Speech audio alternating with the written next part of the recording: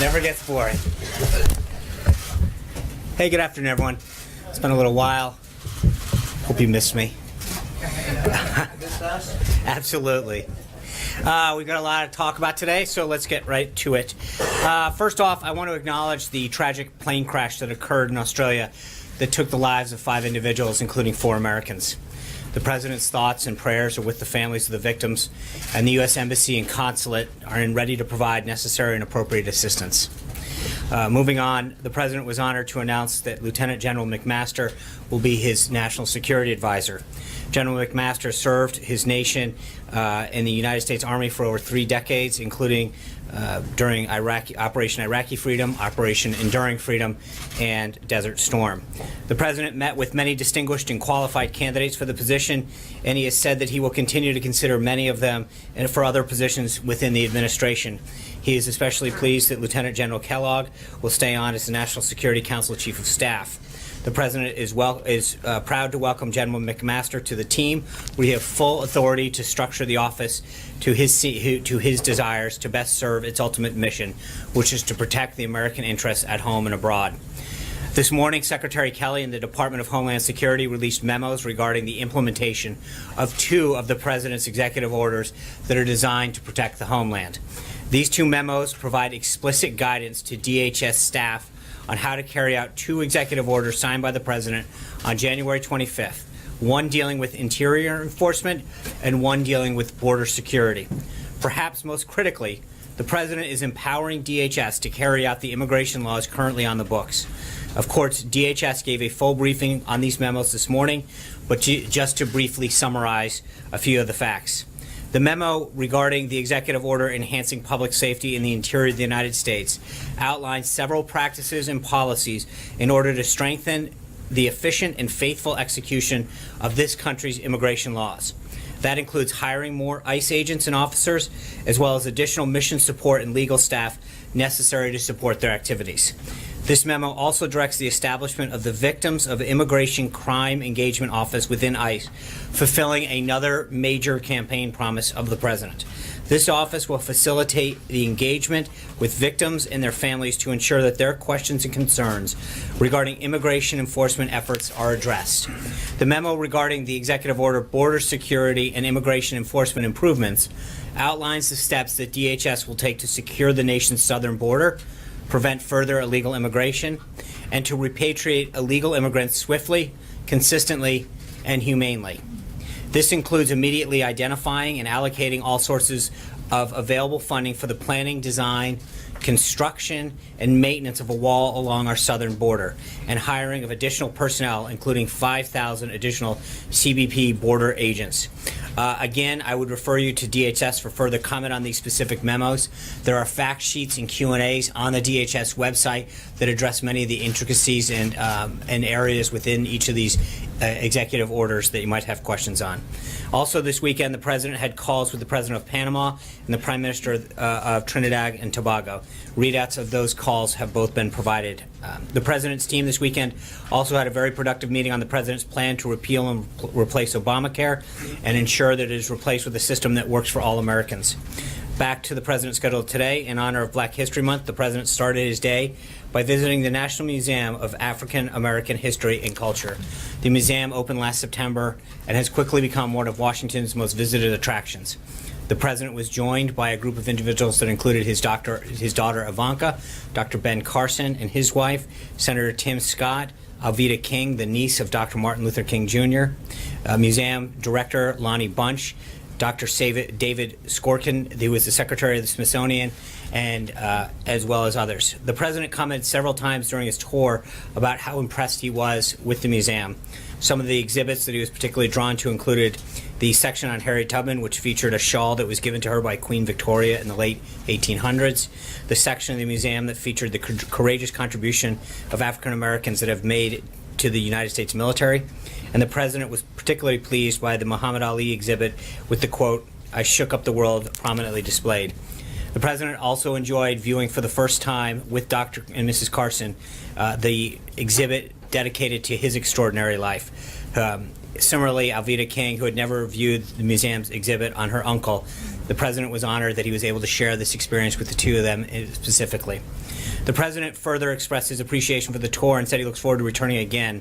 His desire is to honor the immense contributions of courageous African-American leaders throughout our history by building a more unified country dedicated to liberty and justice. This afternoon, the president will have a routine classified National Security Council briefing in the Situation Room, in addition to his presidential daily briefing, which he received earlier this morning. Then, this evening, the president will have dinner with the vice president. I'm sure that they will discuss the vice president's recent trip to Europe.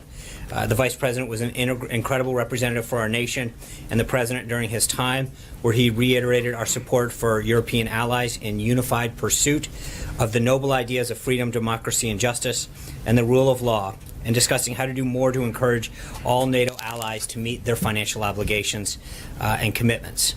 During his speech before the Munich Security Conference on Saturday, the Vice President conveyed the administration's unwavering commitment to Europe's peace and prosperity, especially remembering the tens of thousands of Americans who gave their lives to defend those ideals during both World War I and II.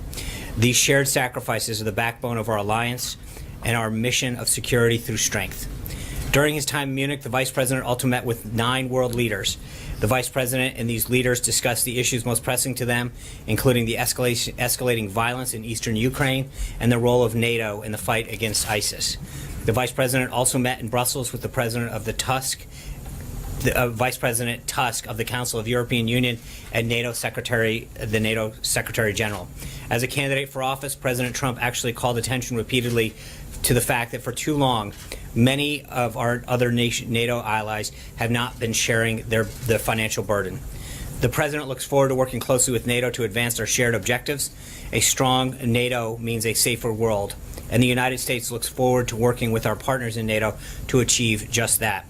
Looking ahead to the president's upcoming schedule, tomorrow he'll meet with Secretary of State Tillerson, fresh off his trip to Germany for the G20 Foreign Ministers Summit. They'll discuss the president's foreign policy agenda and the secretary's upcoming trip to Mexico. Thursday morning, he'll have a listening session regarding job creation in the manufacturing sector with CEOs and business leaders from different industries. On Friday, he'll deliver remarks to the Conservative Political Action Conference, and we are just 1 week out today from the president's joint address to Congress. The president will continue to work closely with his team to craft a speech that lays out his ambitious policy agenda that will benefit all Americans. Plans are currently in the works for pre- and post-address activities for the president and his staff, and we'll have more updates as the week goes on. Before I take your questions, I want to address the recent threats and acts of vandalism on Jewish community centers throughout the country. The president said this morning, I just want to reiterate, quote, "The anti-Semitic threats targeting our Jewish community centers are horrible and painful, and a very sad reminder of the work that we must do, the work that must be done to root out hate and prejudice and evil."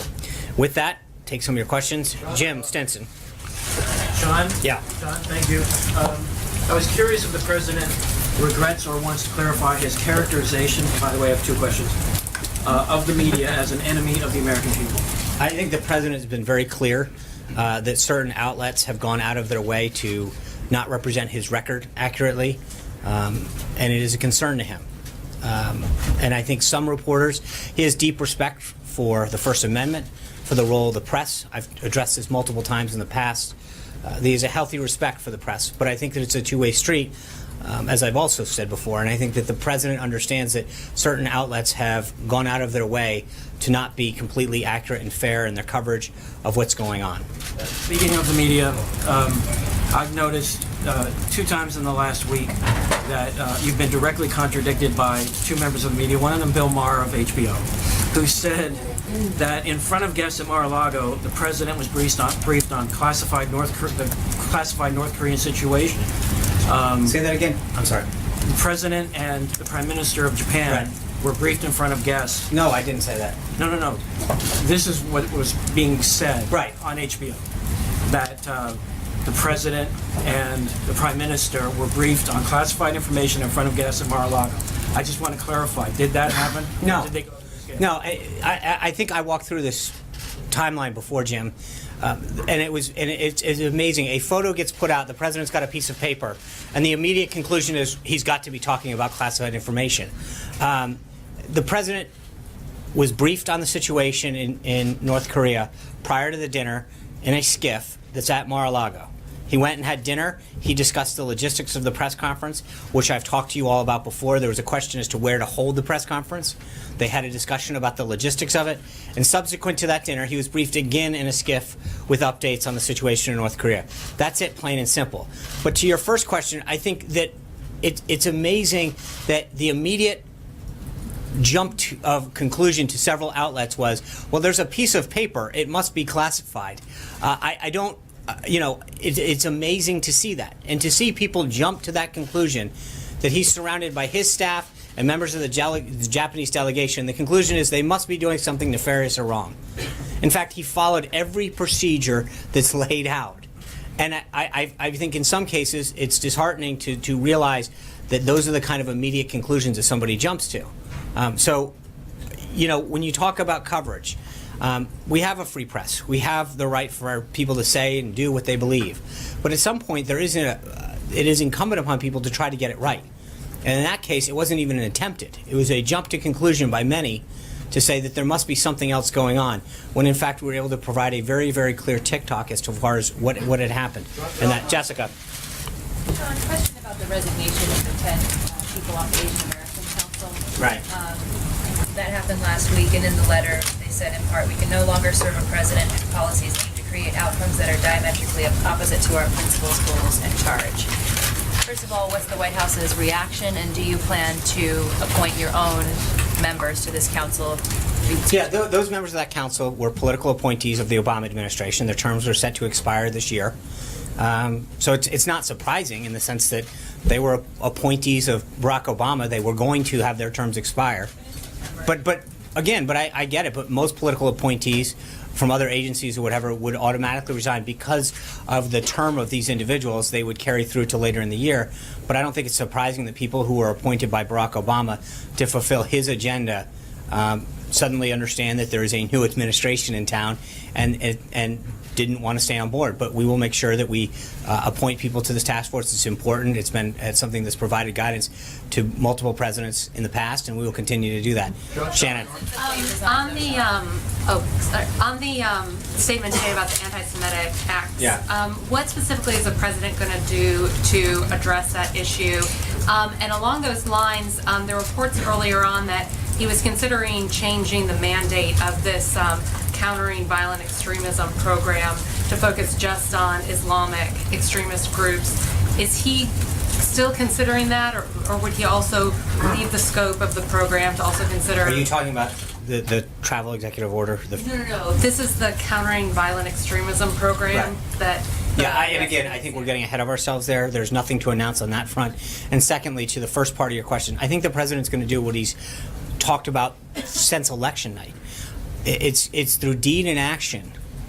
Talk about how we can unify this country and speak out against, hate, anti-Semitism, racism, and he's going to continue to do that. And I think that he will show you over the course of months and years through what he does in terms of his policies and his speech that he is going to be a president that brings people together, that unites them, and that speaks very, very forcefully against those who are seeking to do hate or to tear people down because of their religion or their gender or the color of their skin. I mean, those are all things that I think the president's clear on. John. Two questions unrelated, if I could. The next big piece in the immigration profile here at the White House is going to be the new executive order.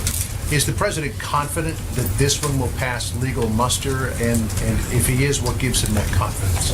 Well, I think I want to be clear that we feel confident that we're still going to prevail on the case, the merits of the case. I think that, as was seen in the case of Massachusetts, once it is fully adjudicated, we will prevail because the authority is granted to the president to do what he has to protect the country. So I feel very, very confident about where we're going to. The second track that he's made very clear as well is that until that occurs, we're going to have a dual track system, and that we're going to make sure that we implement a second executive order that is tailored to achieve the same goals, but in accordance with what the court said. So we've been working very closely with the Department of State, Department of Homeland Security, Department of Justice, and the team here at the White House to make sure that the next step achieves the president's goal of protecting the country and does so in a way that recognizes the concerns of the court had until we prevail at a later time. So it's a dual track thing. Second question. Will this administration send American terror suspects picked up overseas to Guantanamo Bay for interrogation and prosecution? I'm not going to discuss that right now. As the president has said very clearly before, we don't telegraph what we're going to do. I think he has made very clear, though, that he believes that Guantanamo Bay does serve a very, very healthy purpose in our national security and making sure that we don't bring terrorists to our seas. But I'm not going to get into what we may or may not do in the future. Again, I'm just not smart. Sean, I want to give you a chance to respond to something because I think that the president's remarks and your clarification about where he stands on anti-Semitism is clear. But after that statement was made by the president, the Anne Frank Center released a pretty strongly worded one, saying that these remarks, while well received, are a Band-Aid on the cancer within the Trump administration, saying that there is, whether blessed or otherwise, a sense of xenophobia within this administration. Yeah, I think look, the president has made clear since the day he was elected, and frankly going back through the campaign, that he is someone that seeks to unite this country. He has brought a diverse group of folks into his administration, both in terms of actual positions and people that he has sought the advice of. And I think he has been very forceful with his denunciation of people who seek to attack people because of their hate, because of their religion, because of their gender, because of the color of their skin. And it's something that he's going to continue to fight and make very, very clear that he has no place in this administration. But I think that it's ironic that no matter how many times he talks about this, that it's never good enough.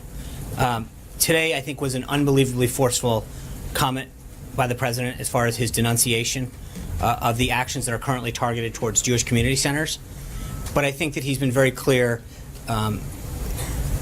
previous to this that he wants to be someone that brings his country together and not divide people, especially in those areas. So I saw that statement. I wish that they had praised the president for his leadership in this area, and I think that hopefully as time continues to go by, they recognize his commitment to civil rights, to voting rights, to equality for all Americans. And can I just add, Sean, on that, the Southern We're starting poverty, early with the two questions. Sorry, Sean, the Southern Poverty, I think you'll want to respond to that. Okay. Southern Poverty Law Center said that the number of anti-Muslim groups in the U.S. has tripled between 2015 and 2016 during the time of the campaign.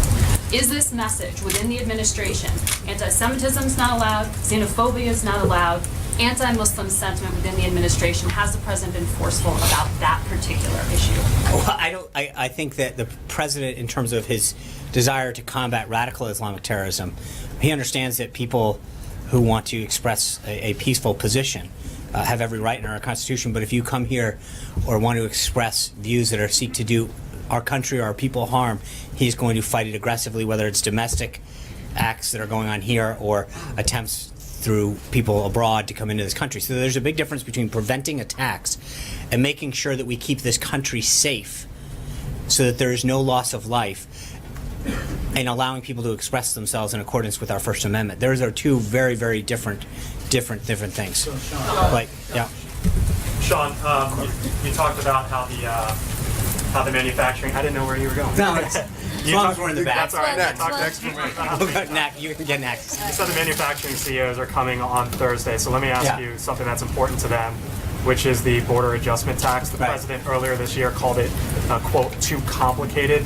Does he still feel that way? And whether he feels this is complicated or not, is there something within the administration one way or another about whether the president, the administration wants to see this in or out of the tax package? So there's several pieces to that I'll try to unpack. That counts as like 8 questions, Blake. Does he feel it's complicated? No. And what's your preference? So first of all, on the meeting on Thursday, this is going to be a really historic opportunity for CEOs to come in and talk to members of the White House staff and others through various agencies about how we can create jobs, how regulations are stifling economic growth. And I think we'll have further details on that. But this is going to be a real interesting opportunity to really create a dialogue I think in a manner that hasn't been done before, but I'm not going to get ahead of myself on this, where we can really discuss some of the inhibitors to job creation, job retraining. What do we need for American workers to get them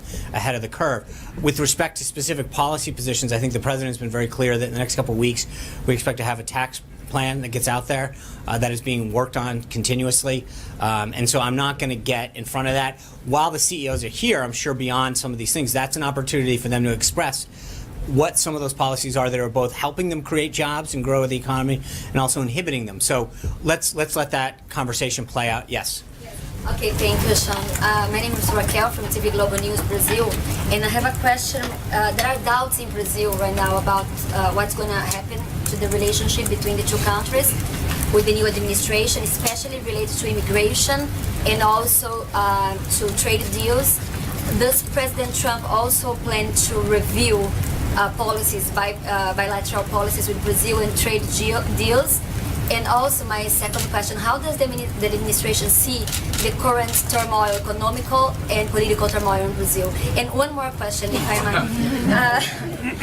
President Trump spoke with some foreign leaders from South America, like Argentina, Colombia, and Peru, but not was the vice president that spoke with President Temer from Brazil. Why is that?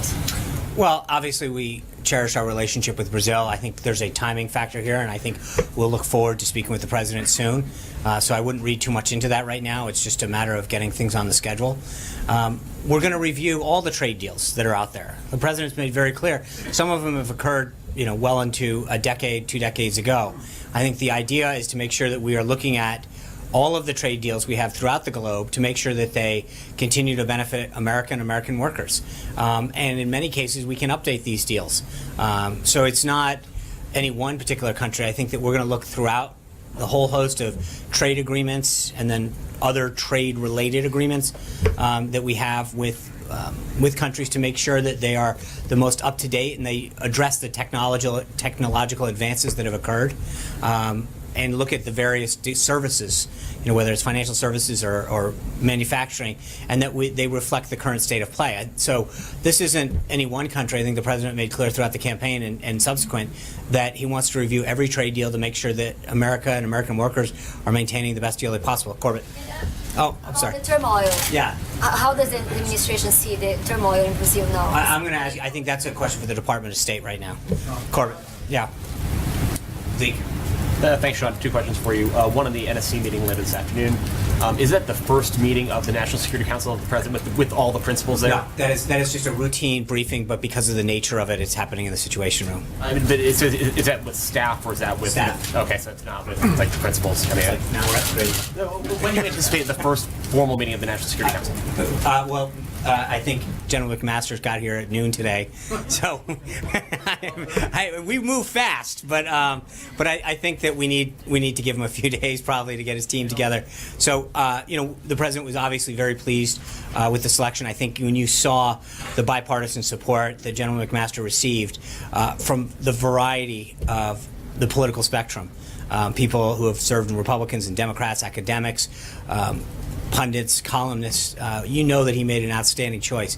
We want to get him in, show him around the office a little bit, and then get him going. But when we have a date to announce the next meeting, we'll let you know. On the joint address for next week, what's the president's goal for that address? I think that I'll have a further update as the week goes on. We'll have briefings. The president's going to lay out, I think, 2 main things, where we've come and where we're going. I think that he is very pleased with the progress that he has made so far in the first month in office. And I think it's an opportunity to remind members of Congress and the American people what he promised them on the campaign trail, what he's done already in a very significant way to achieve and fulfill those promises that he made, but also talk about the challenges that we have as a nation and where we're going. And that's everything from our relationship with other countries in this world to some of the various domestic problems that we face, the challenges that we face in cities, healthcare, education. But the president wants to make sure that the American people have a very clear indication as to where he's taking this country and why he's going to enact the policies he's going to enact. Yeah. John. Georgia, sorry. Thanks a lot, Sean. Let me ask you a question about the Vice President's European trip. Yeah. I'm curious whether he received any commitments from our European allies to commit more in terms of their financial contribution to NATO. I think several of them. I saw Chancellor Merkel's comments previous to that, noting that they understand that the U.S. is asking for that commitment. Look, we're one of the only countries, there's a handful, that are doing what NATO requires, which is 2% of GDP. Some of them are at 1.2, 1.3, 1.5, and some of them are below that. But we've got to ask them to do what they agreed to do. And I think we've had a very positive reaction from most of these NATO countries that understand that the financial commitment that they agreed to is something that they need to live up to. And I think the Vice President continued to receive assurances, much like the President has through his foreign leader calls, where people not only understand it but are willing to follow through on it. Is it an ongoing process? Of course it's an ongoing. I mean, I think we need to follow up to make sure that that the commitments that they're making on the phone or in person, in the case of the Vice President, are followed up. Dave. Sean, thanks. The DHS memos today, obviously these immigration enforcement efforts cost money, hiring more agents. Right. Do you envision that the current budget is sufficient, or are you going to need to go to Congress? Yeah, I think right now ICE and DHS in particular, as well as CBP, are looking at what this is going to cost and how much in putting a request together, and then figuring out how much can be handled through reallocation of resources and how much we can save maybe in another area, but then also work with Congress. Different matter. There was an election record report out today that the president raised more small campaign donations in 2016 than either Hillary Clinton and Bernie Sanders combined. Right. Did he have a reaction to that? Has he seen that? I don't know, and I would ask you to probably go through the RNC for that. That's a political matter that we generally don't discuss. Yeah. John, Yeah. The National Center for Transgender Equality, citing reliable sources, says the Trump administration today will rescind Obama-era guidance requiring schools to allow transgender kids to use the restroom consistent with their gender identity. Will the Trump administration rescind that guidance? Right now, that's an issue that the Department of Justice and the Department of Education are addressing. I would tell you that, and I think that there'll be further guidance coming from DOJ in particular with respect to not just the executive order, but also the case that's in front of the Supreme Court. The president has maintained for a long time that this is a states' rights issue and not one for the federal government. So while there will be further guidance coming out on this, I think that all you have to do is look at what the president's view has been for a long time, that this is not something that the federal government should be involved in. This is a states' rights issue. Matt. In the wake of the Vice President's trip to Europe, there's questions as to the administration's position on the future of the European Union with regard to a number of political movements across the continent advocating for the disbandment eventually of the European Union. Wanted to see if you could clarify the administration's position on the future of the European Union. I think that the Vice President had great meetings with several European Union leaders and made it very clear to them that we'll continue to work with them and reaffirmed our commitment to working with these nations. I mean, there's no update on that. Cecilia. On immigration, on the DHS memo, two parts, if I may.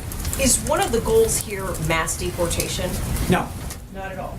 This isn't. Look, I think what we have to get back to is understanding a couple things. There's a law in place that says, if you're in this country illegally, that we have an obligation to make sure that the people who are in our country are here legally.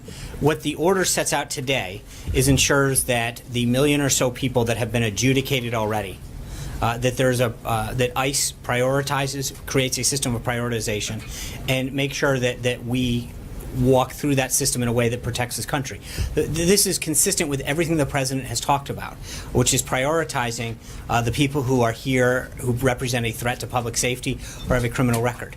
And all this does is lay out the exact procedures to make sure that that subgroup of people who pose a threat to our nation because of a conviction or a violation of public safety or have a criminal record are adjudicated first and foremost. That's it, plain and simple. So is then, a follow-up to that, is the White House's message today to undocumented people in this country whose only crime is being in this country illegally, don't worry, or you're on your list? The message from this White House and from the DHS is that those people who are in this country and pose a threat to our public safety or have committed a crime will be the first to go, and we will be aggressively making sure that that occurs. That is what the priority is. What about the others who aren't?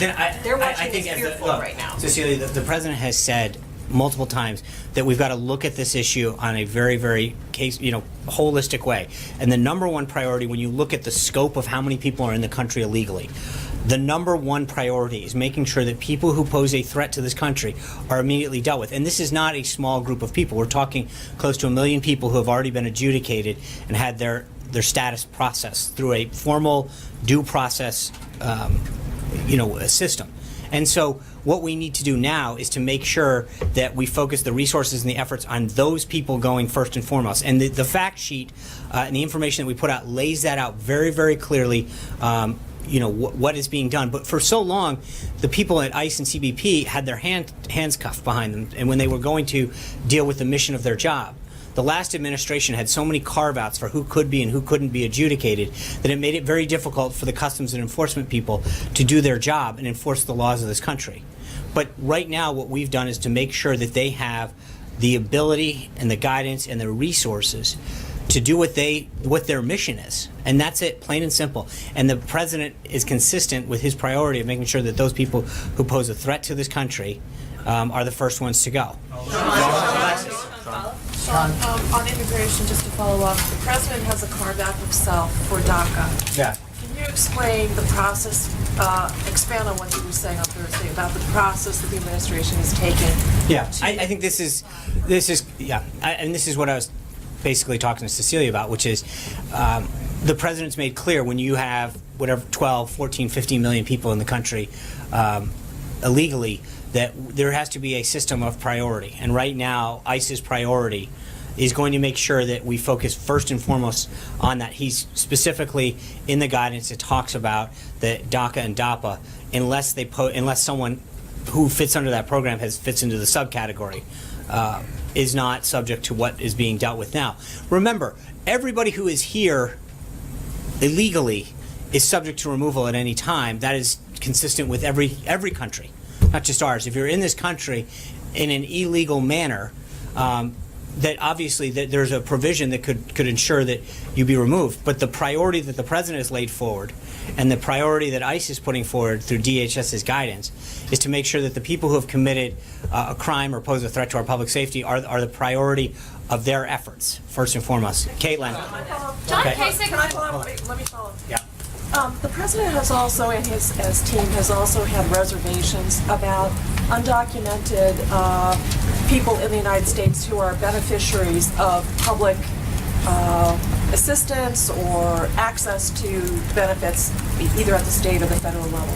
What is the president going to be doing to either issue guidance or executive action of some sort to indicate that he would like to preclude that from continuing? I think we have talked in the past about the respect that the president has for taxpayer monies with respect to sanctuary cities and the enforcement measures that he's putting forward on immigration.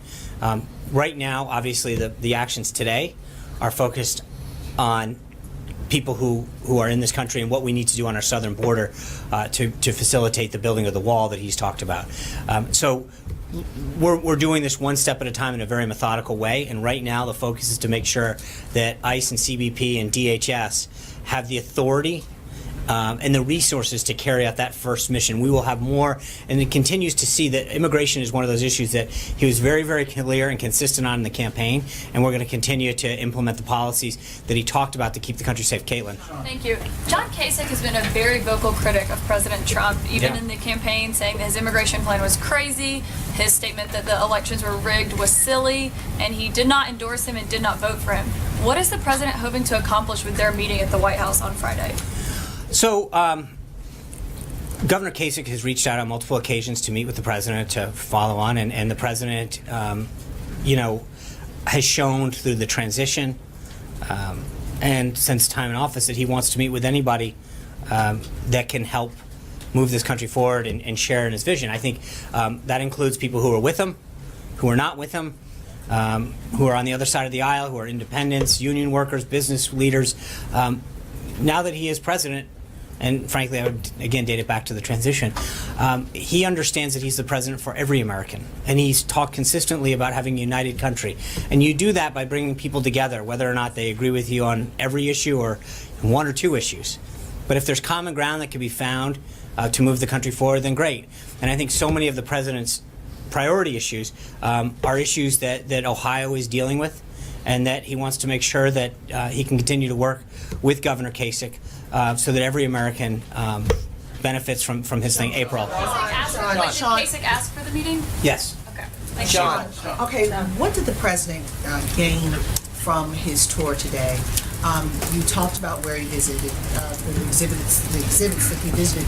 Did he also visit slavery? And the reason why I'm asking this is because when he was candidate Trump, he said things like, we made this country, meaning white America, not necessarily black. Did he gain? Well, I don't know why you would say that. What do you mean? No. He said that. I heard him say that. Well, no, but look, the answer to your question is, right, one of the first exhibits that he visited was one of the slavery exhibits, and the director walked him through some very amazing stories and statistics about where slavery was prevalent, not just in traditional southern colonies, but throughout the country. And so they did have a very robust discussion about slavery early on in the tour.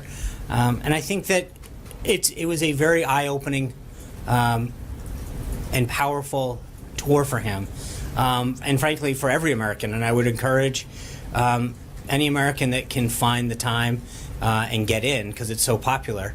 But it really is enlightening as far as parts of our history that people may not fully appreciate or know, and the contributions and the sacrifices that so many Americans have made that are a critical piece to our history that sometimes don't get the attention they deserve. So I think the president walked away from there, and I mentioned in the remarks that he mentioned to Lonnie that he wanted to come back because you can't do it justice. And it's much like the Holocaust Museum, where you go through once and then you sit there and start thinking of all the things that you saw and think, I'd like to go back and more fully explore what I just saw because it piqued in some degree of interest or intellectual curiosity. But he was very taken back. It's a very, very powerful institution and tour, and it covers a lot of ground. I think he was really proud to share it with Dr. Carson. I mean, when you walk through that museum and you see all of the elements of our history, and you walk up to this one glass exhibit that is Dr. Carson's scrubs and pictures of him, and to experience that with him and his wife for the first time, and you realize how amazing that is for any American to be part of a Smithsonian, and you're standing with Dr. Carson and his wife, where he is experiencing it with you for the first time, and how powerful that must have been, was I think a real interesting opportunity for him to sit there hand to hand with another American and watch them be part of American history, and you also appreciate some of the real contributions that Dr. Carson has made to medicine and what he and the depth and breadth of his accomplishments. And lastly, kind of putting this with the next question, is there any advancement on the CBC meeting with the president? And also the head of the CBC said he was wondering if the president saw anything from current and past members of the CBC while he was in the museum, to get a little bit of information on them before this meeting happened. I'll have further updates on that. I know the president looks forward to that meeting, and I think that we're in the process of trying to begin setting that up. And so I'll have further updates on that once we get closer. And I know that we've got some additional work before the month concludes on historically black colleges and universities, and some meetings that we're working out with them, but I want to get them locked in before I get further. What did he think about the members that he saw in the museum? Well, when you walk through one of them, there's a big jumbotron, and we paused for a while, and John Lewis was there giving a very powerful speech, and we just paused and watched that for a little while. So again, I think that respectfully, when you walk through a museum like this, there's a lot of moments where you're just stopping and taking it in.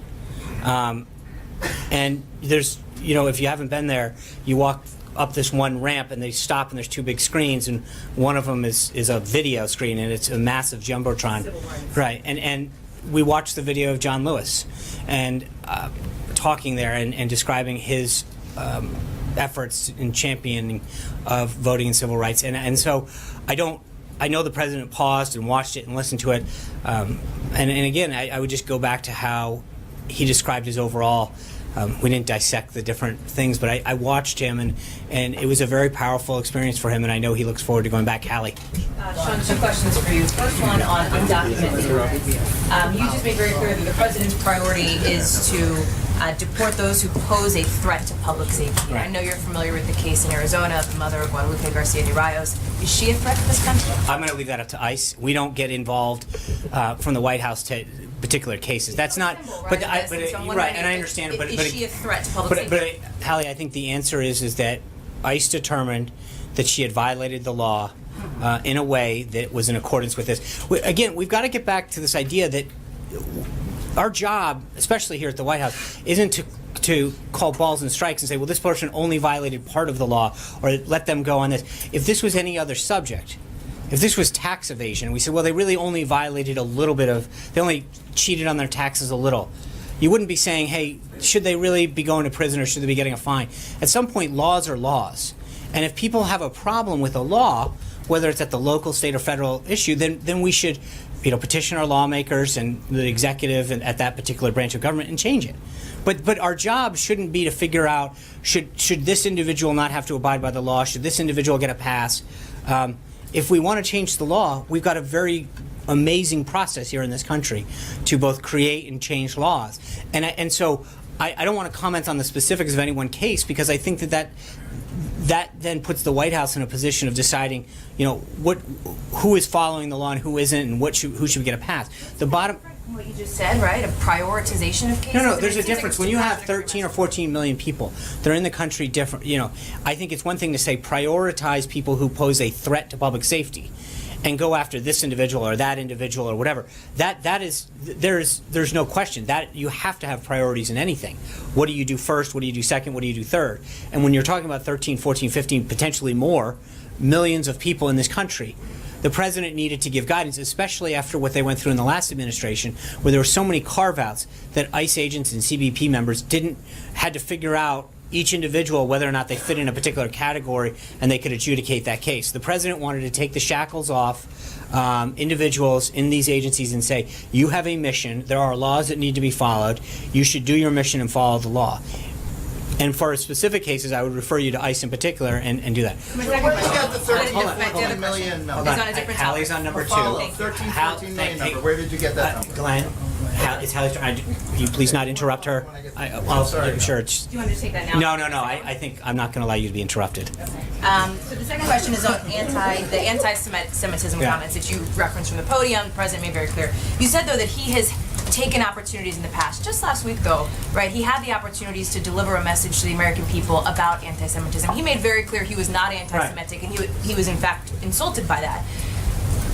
But as far as a broader message to the American people, he declined to offer one. Is the president comfortable with his obligation as the leader of this country to deliver that kind of broad and forceful message to Americans? And if so, why didn't he do it sooner in the case of these attacks? Well, I think the idea, Hallie, that he has, and I think there's a point at which he talked literally on election night about uniting this country and making sure that all Americans lift up. And every time there's an instance, it's interesting. I mean, I get a question, is he going to denounce this one? Is he going to denounce this one? At some point, the question's asked and answered. He has stood very forcefully against... But that's what I'm asking, right? What are you? I mean, I'm asking, is he comfortable with his role as the person who needs to be delivering a broader message to Americans, not denouncing it, which he did right, and I think that he is very comfortable and understands that as the leader of the free world, the president of this country, the commander-in-chief, that he has an awesome responsibility to make it very clear where we're going as a country and what our values are, and that he has spoken very forcefully that we don't stand for this kind of behavior, and words, and tolerance, that we are a country that should bring people together, and that we shouldn't tolerate people who are hating on individuals because of their gender or because of their religion or the color of their skin or a variety of other things, but that there's a point at which it's asked and answered. And I think the president has been very clear over and over again, going back through the campaign, the transition now, that that's the kind of president that he wants to be. That's the kind of country that he wants to lead. Trey. Thanks, Sean. Following the DHS memos this morning, the ACLU said the courts won't allow these orders to become a reality. How is the administration preparing for another potential legal battle? And do you have any response to the ACLU? Well, I think we have done a phenomenal job of working with the various departments, particularly DHS, DOJ, State, and through the White House staff to make sure that we are well within any concerns that the court might have. And as I mentioned, I think it's important to continue to emphasize, we feel as though the first one did that as well. And we were vindicated several times in the court. We have an issue with the Ninth Circuit, and I think we'll overcome that ultimately on the merits. But in the meantime, a dual track is something that we wanted to pursue to make sure that we do everything we can, as I mentioned before, to keep the country safe. Yeah. Thank you. Sean. Yep.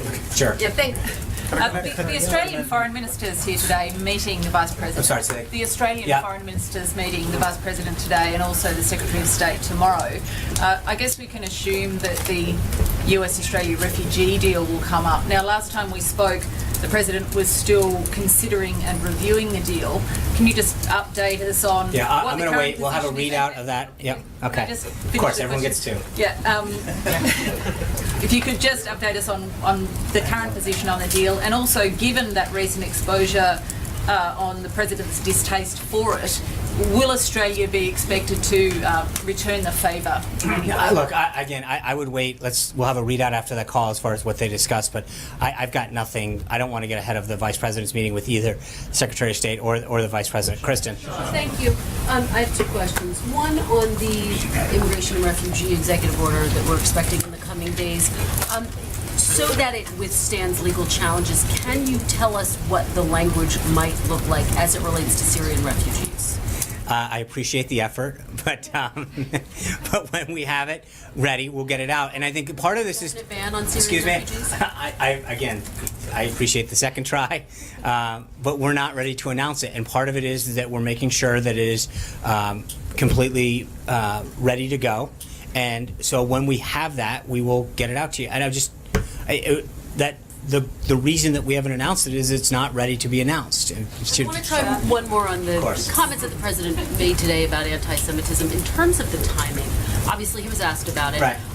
But they also came after his daughter, Ivanka, sent out that tweet. Has she counseled him? Was she one of the people saying it's important for you to forcefully announce this? Why today? Think because the President was visiting the African American Museum, he wanted to make it very clear. I think it was very powerful that while there and while understanding the struggles of so many, and we talk about how, one of the beauties of history is that we don't repeat itself. And I think that when you're at a museum like that and seeing the struggles that so many Americans faced and overcame, that you want to remind people that there is still issues that our country is grappling with, and that there is no place for that hate and for that language. And I think, as I mentioned, it was a very powerful opportunity for him to say that and to make clear again what his opinions were. Sarah. Why not doing it last week, Sean? I'm sorry? Does he regret not? No, I think the President was very clear. That was a very, I think, as I mentioned to Hallie, he has discussed this over and over again. I think there's a point to which his position is abundantly clear. His attempts and his desire and his rhetoric to unite the country has been expressed over and over again. Sarah. Thanks, John. The New York Times is reporting that Trump's budget director is preparing a budget that eliminates the Export-Import Bank. But several lawmakers, including Senator Heitkamp, have come out of private meetings with President Trump and said that in those private meetings he expressed support for the export bank. So which is it? Does he support Exim or does he support eliminating it? Well, I can confirm that the OMB director, the budget director, is working on a budget. Beyond that, I'm not going to get ahead of the OMB director right now. They are drafting a budget. They are talking to members of Congress and other interested parties about funding levels and such. But we're not at a position to go yet. Yes. Sean, to square the circle on Alexis's question, since the DHS guidance did not eliminate DACA, does that mean that the program is remaining in place, that it's a settled matter, and it's not going away? No, Jordan. What it means is that this particular enforcement is tailored to what I've been referencing over and over again. That what we're talking about today is the implementation of those 2 executive orders. One specifically that's tasking the agencies under DHS to address a very specific problem of the million or so, plus or minus people, that they have identified, that they have been adjudicated with already gone through the process to be adjudicated and taken out of the country. That means a decision on DACA could come in. That's right, exactly. And it just means what it means more than anything is that this order does not address that, and it's very clear in the Q&A. And again, I would refer you back to DHS's website that has all of that. Goyle. Yes, sir. Thank you very much. 2 questions, please. One, it's been 1 month on the job for you and for the president, and you are already talk of the town around the globe. My 2 questions are, one, my wife would disagree with you. It's not always positive, too. It looks like, Sean, that President's order is working at least around the globe because more than 60,000 Pakistanis have been deported by Saudi Arabia. What they said that they were illegals and also they were threat to the country. And also at the same time, Pakistani government is arresting hundreds of terrorists inside the country. Any presidential message? No, look, I'm not going to. There's nothing that I have in terms of an update of what's going on in Pakistan. I would refer you to the Department of State with respect to specific policies. But the broader point that you're making is I think each country needs to look at what they need to do to control the people that are entering their country and keep their people safe. When you look at our laws in particular and compare them to so many other countries around the globe, we actually tend to probably fall on the lower end of how tough our immigration policies are vis-a-vis someone else. Yeah. My second question, Sean. I'm sorry. As far as illegal immigration is concerned in the U.S., millions of illegal immigrants were waiting for the last 8 or 10 years that they might see a light in the dark tunnel. And now they are hoping that President Trump will have a light for them. So what is the presidential message for them who are in this country for 5, 10, 15 or 20 years, but they don't have any criminal records? Right. Well, look, the president has said before he's got a big heart. And I think that as we continue to develop policy on immigration, it's going to be, as we've talked about in the past, prioritized what we go after first, second, third. The president's made very clear he understands the plight of some of those individuals. He's got a big heart. He understands the impact it has on many families and many communities. But we will continue to develop policies that will address that. And again, today's focus is specifically on those 2 executive orders, and I'm going to limit it to that. Sean, at the beginning of the month, Senator John McCain sent a letter to the president requesting that the administration provide arms to Ukrainians fighting Russian separatists within their country. When will the president respond to Senator McCain's letter, and what is the administration's position on lethal aid to Ukrainians fighting Russian separatists? I don't have anything for you on that. I'll try to get back to you on that. I know that we were very pleased to watch Senator McCain praise the pick of General McMaster.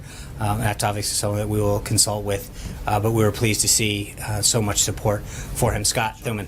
Yeah, on Russia, critics of the president have said that at times he doesn't talk tough enough on the subject. General McMaster, though, has been labeled by a lot of people as being pretty hawkish. I'm curious what, if any, difference in tone or tenor or strategy we should expect now that they're working together. Well, I think, as I mentioned a couple times, I think there is widespread praise for General McMaster and his understanding and command of national security matters, foreign policy matters. He's going to be a great asset to the president's national security team. But ultimately, the president's always been the decider, whether it's Russia or any other issue. And I think you're right. He has made it very clear that if he can get a deal with Russia, something that the last several administrations have tried to do, then he's going to do it. And if he can't, he won't. But he is going to try. And I think his success as a businessman and negotiator should be seen as a positive sign for him to be able to do that.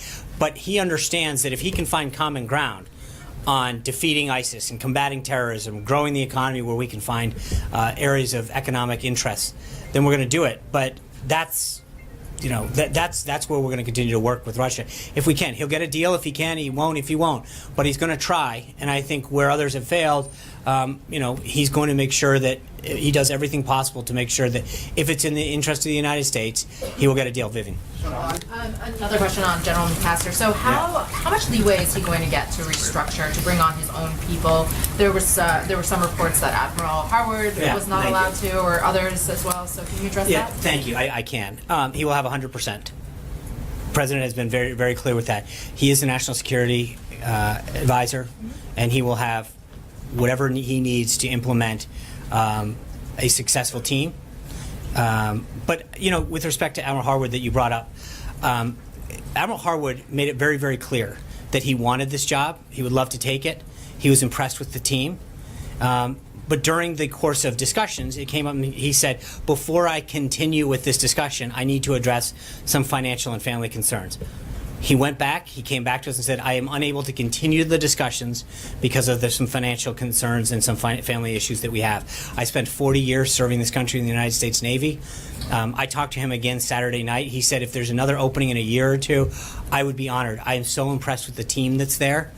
And I would urge people to actually talk to him.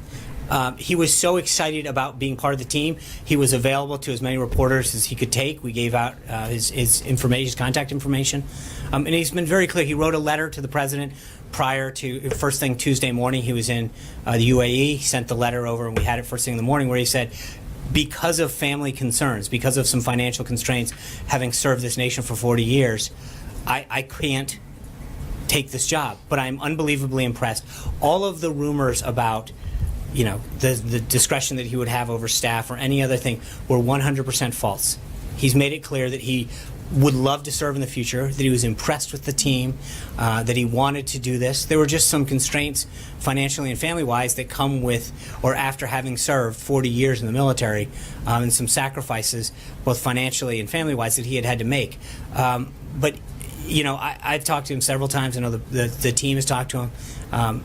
But ultimately, the President was very, very impressed with General McMaster. He had always been one of the individuals that he thought stood above so many other folks. He was impressed with the entire list, John Bolton and others. But so many people had spoken to him. General Mattis, Tom Cotton, other senators really praised General McMaster's command of the issues, his management, his style, his understanding of the geopolitical landscape. And I think that's why you saw such amazing, widespread, bipartisan praise for him, and why he will be such an asset to the national security team. So ultimately, we ended up with the best choice. And I think that's going to benefit not just this administration, but our entire nation. Can we expect him to target anyone else in the top any senior people at the NSC? Can we expect that he may replace any others? I can't be any clearer. I think that we've got an amazing team. He's been impressed with them. But the President has, as he did with other candidates, told them that they would lead the team and that he would have the discretion. Jeff? Thank you very much. Just wanted to follow on that. You said that he has the full authority to structure his office as he sees fit. Does that extend to the Principals Committee as well? After he comes in and takes a look at the whole apparatus, if he advises the President that he would prefer not to have the Chief Strategist as a member of the Principals Committee, would the President... I think the President has made clear to him, as I said to Vivian, he's got full authority to structure the national security team the way he wants. Obviously, it's something like that. He would come to the President and make that recommendation, but the President would take that under serious consideration. I don't want to go ahead with this person or that person or structure, but the President made it very clear with him and the other candidates that they had 100% control and authority over the National Security Committee. Thank you, guys. I'll see you tomorrow. Retire? No, he will stay on active duty. Does that require Senate confirmation then? No, he will stay on active duty. That was the case with Powell and I think some other folks. So one more clarification just before you go. So when the new EO comes out, you won't rescind the original one? That's correct. You'll leave it in place? Yes. Thank you, guys. Are you referring those attacks to the Justice Department, the anti-Semitic attacks?